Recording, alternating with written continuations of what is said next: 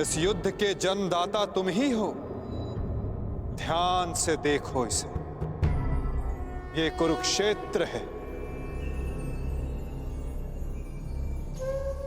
ये तुम्हारे अहंकार का परिणाम है दुर्योधन। तुम्हारे छल का निष्कर्ष है ये तुम्हारे मद का, तुम्हारे कर्मों का फल है दुर्योधन। ये उस पाप का परिणाम है दुर्योधन जो भरी सभा में याज्ञसेनी के साथ हुआ। ये उस श्राप का परिणाम है जो पांचाली के धधकते हृदय से निकला। देखो मूर्ख, मृत्यु तुम्हें पराजित कर चुकी है और तुम विजय का स्वप्न देख रहे हो।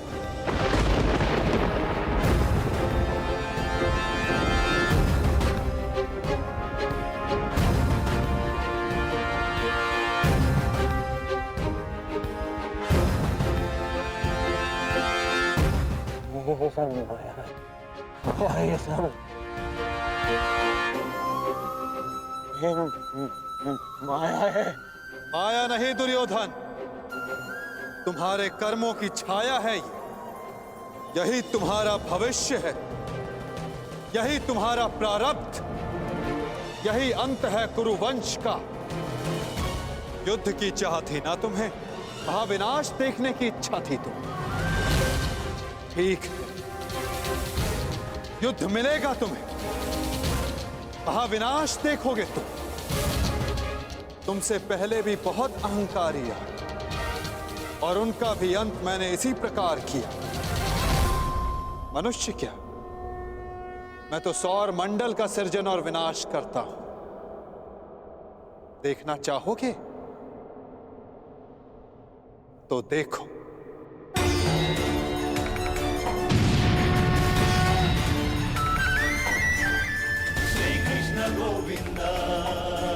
उधर देखो दुर्योधन।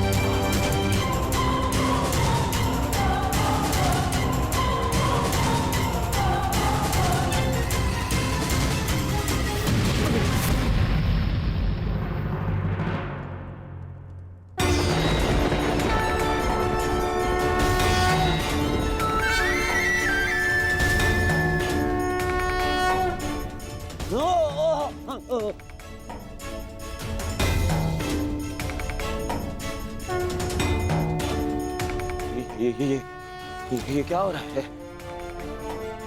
नहीं, ये सब मिथ्या है। ये मिथ्या है। ये मिथ्या तुम्हारा अहंकार है दुर्योधन। मिथ्या ये सभा है। सत्य तो वो है जो तुम कभी समझ ही नहीं पाए। वो सत्य जो मैंने अभी तुम्हें दिखाया।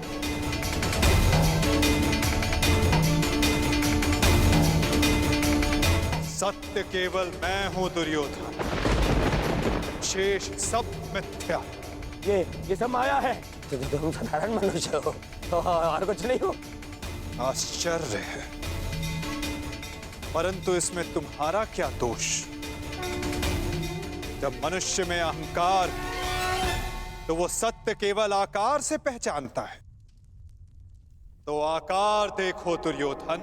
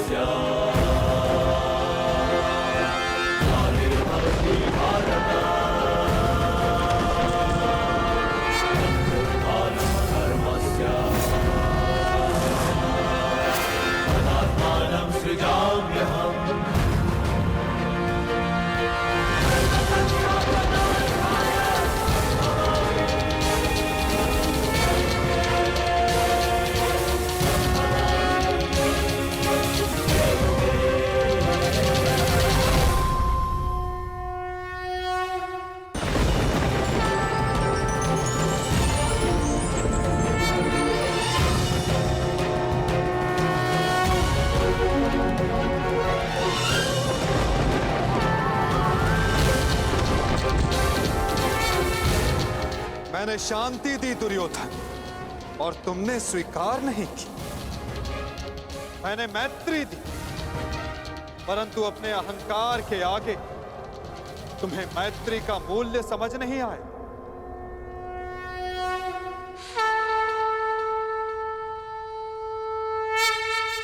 मैं प्रेम लाया था, परंतु तुमने युद्ध मांगा दुर्योधन। तो सुनो, अब युद्ध होगा।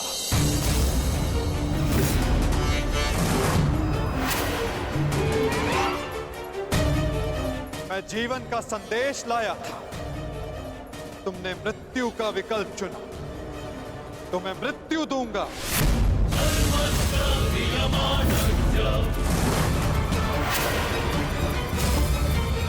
तुम्हें अनुमान नहीं दुर्योधन कि यह युद्ध कितना भयंकर होगा।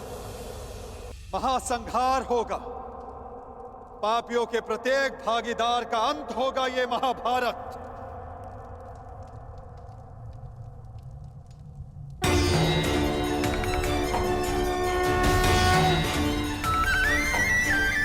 श्री कृष्ण गोविंद हरे मुरारी, हे नाथ नारायण वासुदेवा।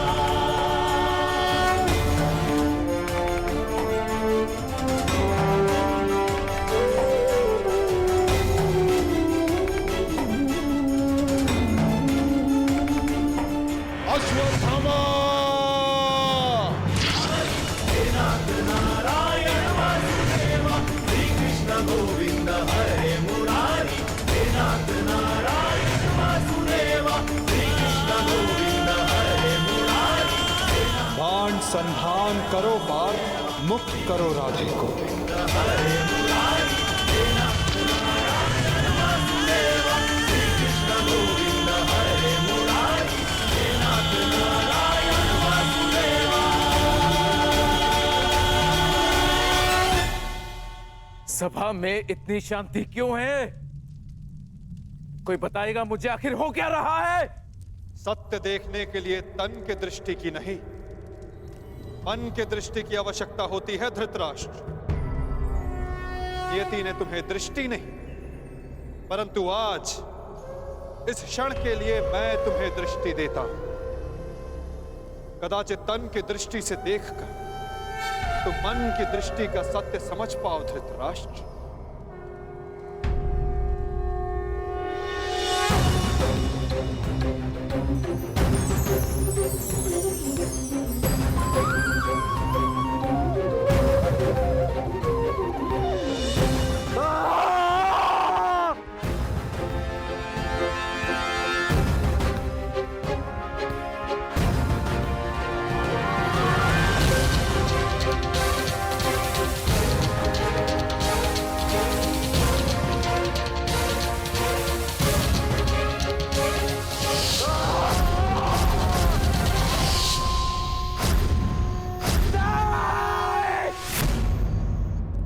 नहीं चाहिए ये दृष्टि मुझे, वापस ले लो। ये क्या अनर्थ दिखा दिया मुझे। वासुदेव, ले लो, वापस ले लो।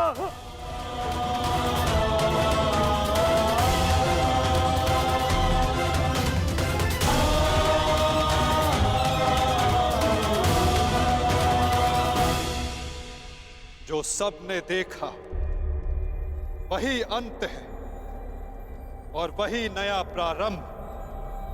परंतु ये आप सबको स्मरण तब होगा जब ये वास्तविक में आप सबके साथ घटित होगा।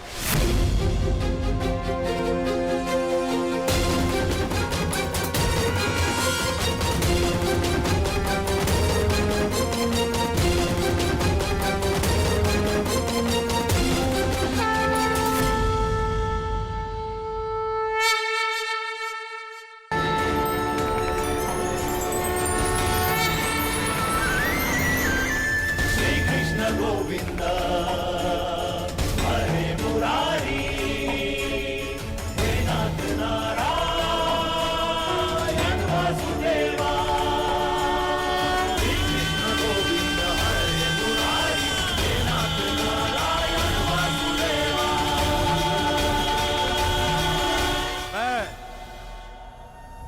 वासुदेव, इस महायुद्ध, इस महाभारत की घोषणा करता हूं।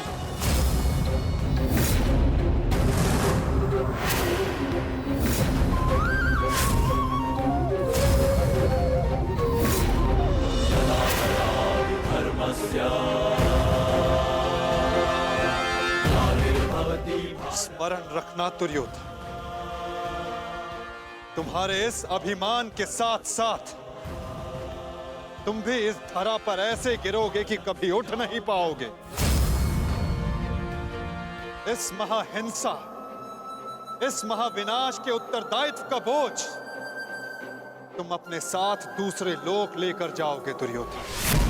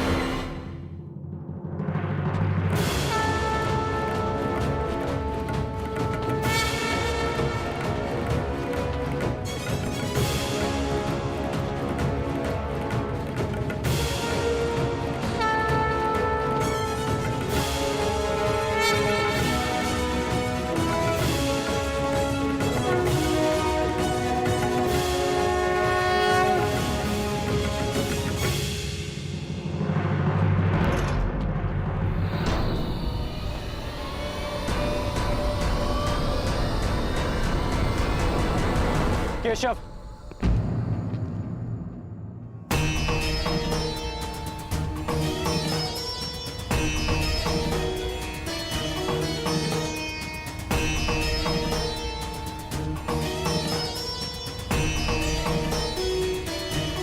मुझे सदा से भान था कि आप साधारण मनुष्य नहीं हैं।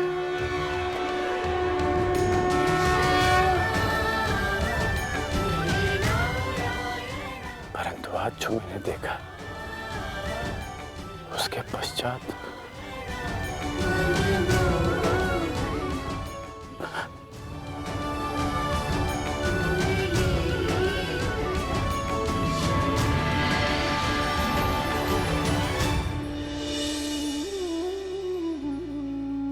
मेरे साथ आओ मित्र।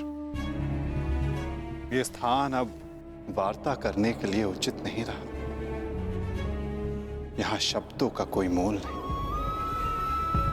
यहां शब्द केवल सुने जाते, समझे नहीं जाते। आओ मेरे साथ।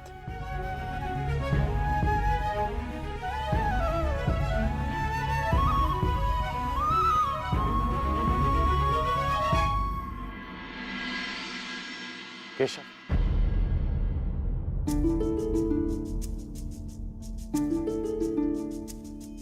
शांति न्याय एक बार आप मेरे सारथी बने थे,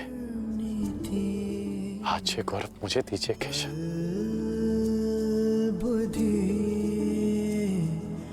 कर्म प्रीति में। तुम्हें सारथी के रूप में पाकर गौरवान्वित तो मैं हो जाऊंगा मित्र। कृष्णा कहो या कर्ण कहो, है दोनों एक समान। ठीक है। कृष्णा कहो या कर्ण कहो, है दोनों एक समान।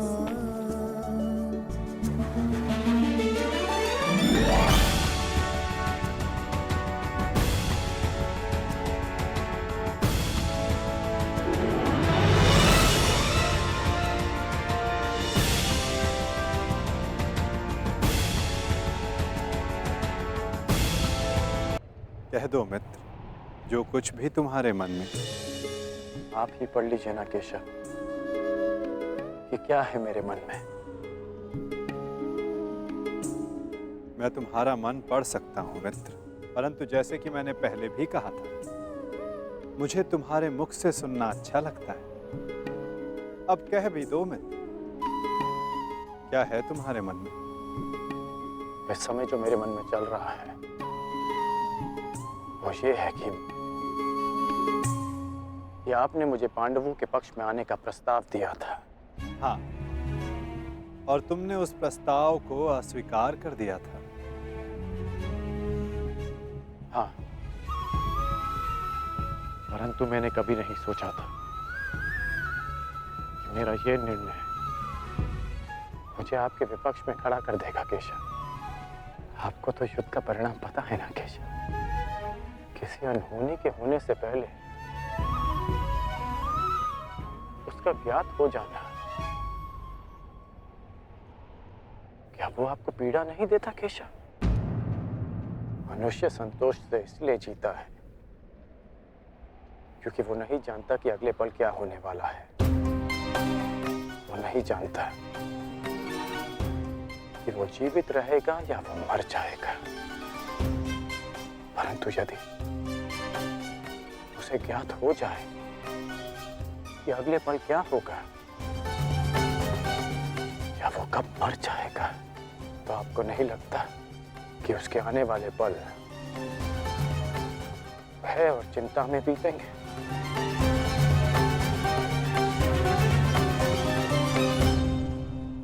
ये सोच पर निर्भर करता है अंगराज। यदि मनुष्य को अपना अंत ज्ञात हो तो हर वो क्षण जिसे हम व्यर्थ करते हैं, उन क्षणों को जिया भी जा सकता है। इस नदी को देख रहे हो? इस बहती नदी को पता है कि अंततः इसे सागर में जाकर मिल जाना। अधिक ज्ञान पीड़ादायी नहीं होता मित्र। अधिक ज्ञान उचित निर्णय लेने में सहायता करता है। यदि तुम्हें भी भूत और भविष्य का कुछ अधिक ज्ञान होता तो कदाचित तुम भी अधिक न्यायपूर्वक निर्णय कर पाते। आपका मंतव्य यही है ना कि पांडव उचित हैं और दुर्योधन अनुचित?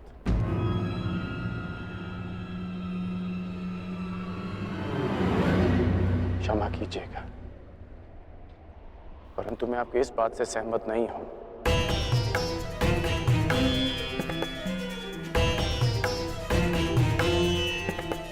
मुझे लगता है केशव कि दोनों अपने अपने स्थान पर दोषी हैं।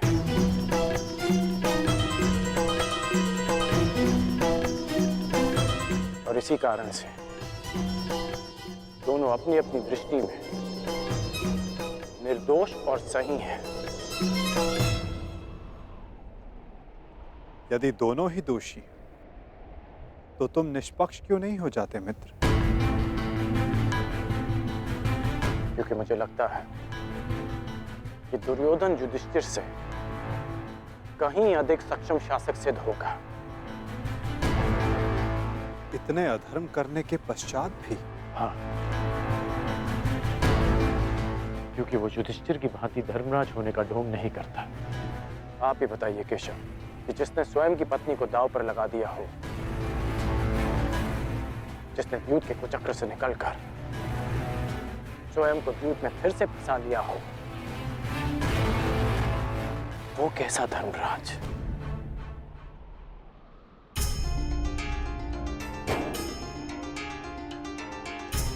युधिष्ठिर की असमर्थता के कारण राजकुमार युधिष्ठिर, मेरे शौंड की रक्षा कर लीजिए।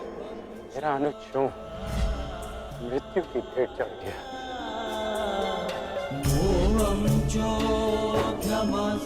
जब मुझे सूतपुत्र कहकर रंगभूमि की स्पर्धा में भाग लेने के लिए अयोग्य घोषित कर दिया गया था, राजकुमार के साथ द्वंद्व की अनुमति एक सूतपुत्र को नहीं दी जा सकती।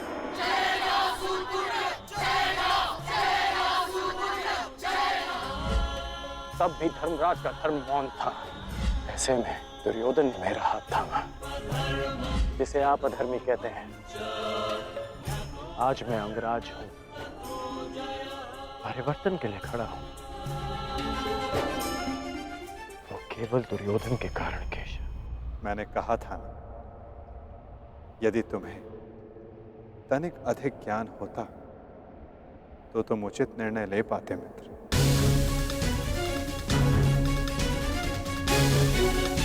मैं समझा नहीं। तुम सदा स्वयं को सूत पुत्र समझते आए होकर, और यदि तुम्हारा ये ज्ञान मिथ्या हुआ तो? मिथ्या? हाँ कर, क्योंकि तुम्हें तो पता ही नहीं कि तुम वास्तव में हो कौन। मुझे ज्ञात है कि मैं कौन हूं, और मुझे गर्व है कि मैं अधिरथ पुत्र कर्ण हूं।